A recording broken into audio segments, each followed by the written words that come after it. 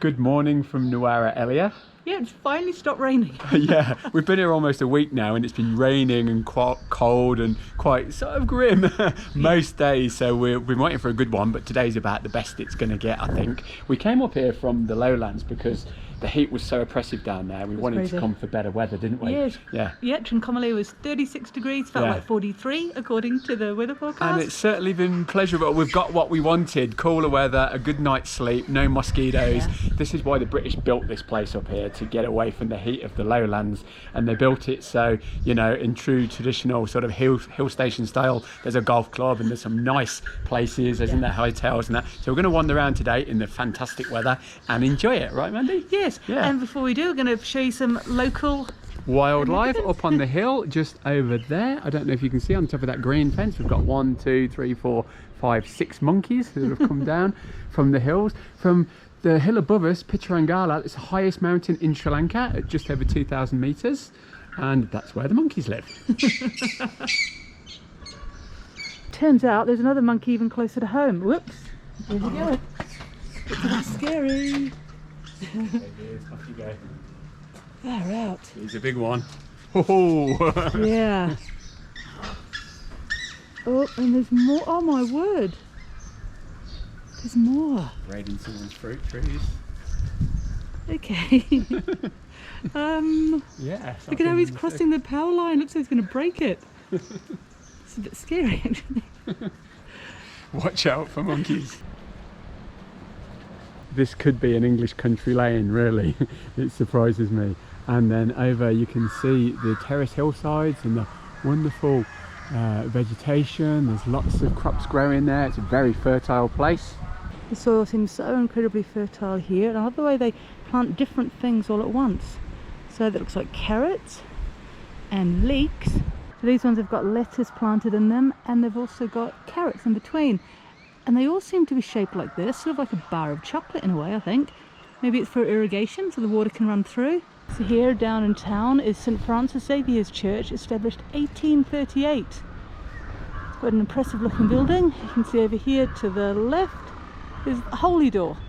The doors are open, so we're going to go inside and see what this amazing old building looks like.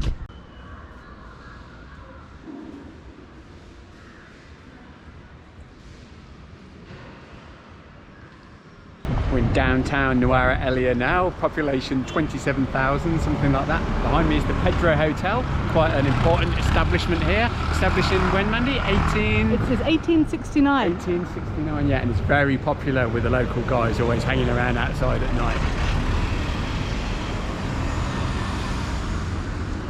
In the heart of downtown is Cargill's, and there's some dogs all getting close and friendly with each other. This is a lovely traditional building. They've got travellers' requisites and they've got fancy goods. How nice. It's now a normal kind of supermarket, I think, but back in the day this was the place to come. Love these old signs. They also offer smokers' requisites and gramophones.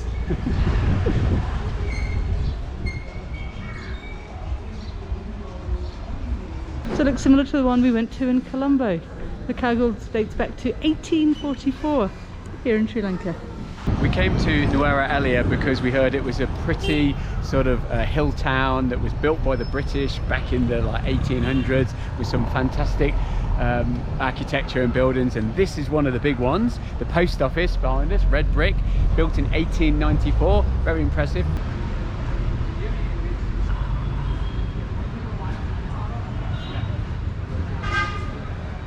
It's so wonderful. People want to buy stamps. And like so many other places in the world, like it's quite easy to buy postcards here in Sri Lanka, inside the post office. With a great selection, and they're only 50 rupees each. So we've bought some, the leopard one there, and the stamps 70 rupees per person. What do they look like today? Stamps are really pretty as well. Peridenia, botanic gardens and flowers. Wow! Yeah, isn't it nice to send postcards again? Yeah, definitely. Yeah, and I'm sure our family will appreciate it. And it makes me think I'm in England when I see buildings like this, but then you turn around and you see a huge Buddha just across the road. So you're obviously not in England anymore. No. But yeah, this is just across from the bus station, and it's a nice place to start a little tour around Nuwara Eliya. Definitely. And I don't know if you can see, just down from the Buddha, there are just a couple of horses just standing there. There's a zebra crossing, not a pony. Oh, they're so lovely. I don't know if they want carrots or something.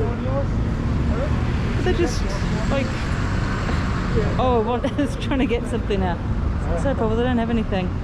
If I had something, I'd give it to you. Wow, beautiful. So we've come back here to the Nuwara Eliya bus terminal, and like the artwork is really cool actually. It says, be a spiritual rock to your animals.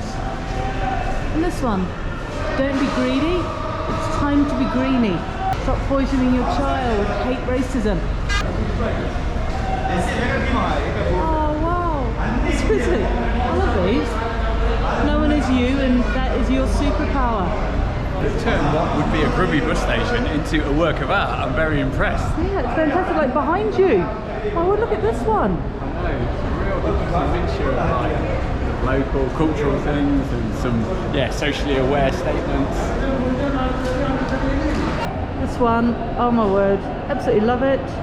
Reading is to the mind as exercise is to the body. Fantastic. Look at it. Well done, Nuwara Eliya bus station. Oh my word, yeah. That's so true. A bit more eclectic street art here. We've got Lenin and Che Guevara, and Alien, CND, Save the Bees, Sherlock Holmes and Darth Vader. What do they all have in common? So just up from the post office, the stunning Hatton National Bank building. We think it was a former police superintendent's house, but we're not too sure. Stone buildings everywhere. I keep thinking I'm in the Lake District, but with the cloudy skies as well. Yeah, just like fixed the picture perfectly. And you're in your raincoat. Yeah. And this building reminds me so much of my hometown in New Zealand. Same era, 1923. And we've met up with some very special guests, like friends of ours for years through YouTube, and it is so wonderful to actually be able to meet them in real life. We've come to Canteen Heaven. You can see a wonderful local place. And here are our wonderful, wonderful friends on YouTube and in real life. This is The World in Us. Hello, how's it going? So, this is Javi. Hello, I'm David. I'm Lee, you might have met me before. What's your name? Lovely. Yay, this is Eva. And I'm Melissa. Yay, and we've been watching these guys for years on YouTube. So seriously, like the fact that we were actually in Sri Lanka at the same time, it's just been amazing. And we've just realised we've been paying way too much money for all our food in Sri Lanka, and we've come to this great local place. And We're getting a lesson from Mandy. How to do it's it. very reasonably priced, doesn't it? Yeah, they've seen me in action, asking everything. And it was amazing. Oh, I wish I was recording it because she was like, here's the expert, getting the prices, getting everything right from the get-go, so you don't get scammed. That is so lovely. Thank you guys. You guys have ordered some different stuff from what we'd normally get. These are short eats. One of them is actually a dessert. This is the dal and the green beans. I'm not too sure how that's going. You can have a veg curry, which will come with 4 different types of vegetables. Okay, this is so lovely. We've come to like a very local place, we're eating delicious local food. And if you can see here, like with the vegetable rice and curries, it's 350 rupees per person. So we're sharing this between the 4 of us, the adults. But as soon as we finish like one of the bowls, they'll top it up free of charge, which is like one of the wonderful things here about Sri Lanka. Now, one of the really cool things about meeting up with these guys here is like we've been getting some wonderful comments on our Saudi Arabian videos, and people have asked us about Qatar, but we're not going back to Qatar. We were there in 2016, but these guys David live and there. Elisa are experts on Loads Qatar. of videos on Qatar if you want to check them out. And their experience at the World Cup as well. Yeah, Lots of videos there from matches. We're at the final. fantastic. That was incredible. Yeah. So Qatar specialists. Yeah, it is so cool. They talk about like life in Qatar, or they show some of the like supermarket things. I think that's actually how I found their channel, because we were going to Qatar or something. I wanted to know what the price of groceries were, And David made this absolutely wonderful video.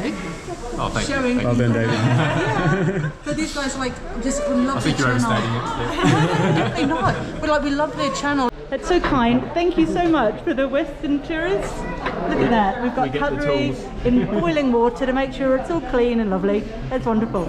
Enjoy the meal, I guys. can't believe we're together. Yeah, it's amazing. Hey, a couple of years of like YouTube friendship. Finally, it's in the flesh. Yeah, Brilliant. fantastic. I just wanted to show you the food that we have in our vegetable rice and curry. It's so tasty, really flavoursome, really healthy. So here we have white rice. This is dal at the back. And this is delicious green beans with a little bit of chilli for spice. There's a delicious beetroot curry, tiny bit of chilli as well. And this is bitter gourd. It's very flavoursome. So basically a plate of vegetable rice and curry is 350 rupees per person. Now they do chicken curry as well and fish. That is dearer, but I think they charge 1,000 for 2 people. There's another dish as well. I hadn't noticed that one before. It looks like some sort of masala. Sambar. It's dal curry and mixed curry. Oh, okay. And how much does that one cost? One portion 80 rupees. Oh, okay. Oh, and that goes on the sides. What do you normally eat that one with? Dosa and roti, paratha. Oh, okay. Oh, excellent. So that's not part of the vegetable rice and curry, but it goes on the side. Yeah. Okay, that's interesting because it looks amazing. Wow, that's sambar. That's so cool. Thank you. Lovely food. Thank you very much. This is so lovely here in Nuwara Eliya, and we are close to the race course. And look at that. Beautiful mare and foal. How wonderful. What a brilliant way to bloom and keep the grass short as well. No need for a lawnmower.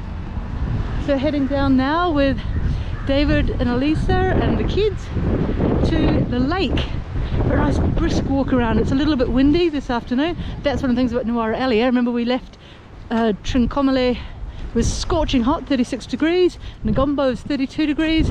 Here in Nuwara Eliya it's probably about, I'm guessing 10 degrees. Cold, a bit windy. At least it stopped raining though.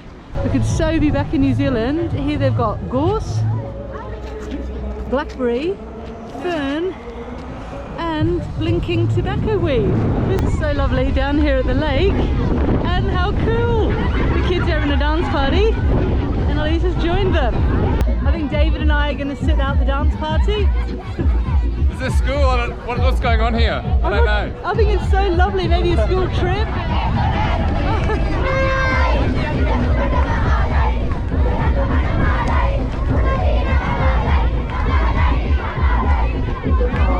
Such happiness.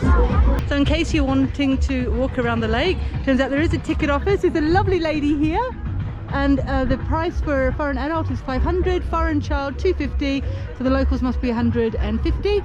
And I think a lot of the locals are up there. They're just walking around the top. I'm not too sure, but as you can see, the lake is pretty big, pretty cool. And look at those clouds. So we had a wonderful walk around the lake with David and Alyssa and the kids, but it was so windy, so we didn't actually end up videoing much. Make sure you check out their video on Nuwara Eliya. Just to remind you, we're in Sri Lanka. Here's a beautiful Buddhist stupa, the statues inside. We're walking along now, down to the racecourse. There are horses along the way if you want to go for a horse ride. Hello. Looks as though they're frantically trying to get rid of the flies. Wow, loads of horses. They're quite good condition.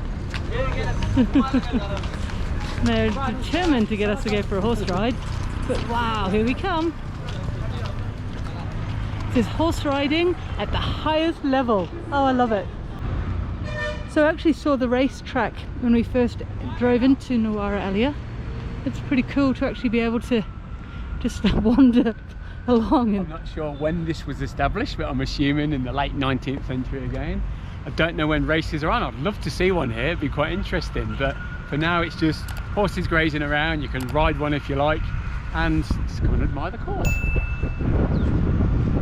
This is great, I love it. This is probably the most, how do I put it,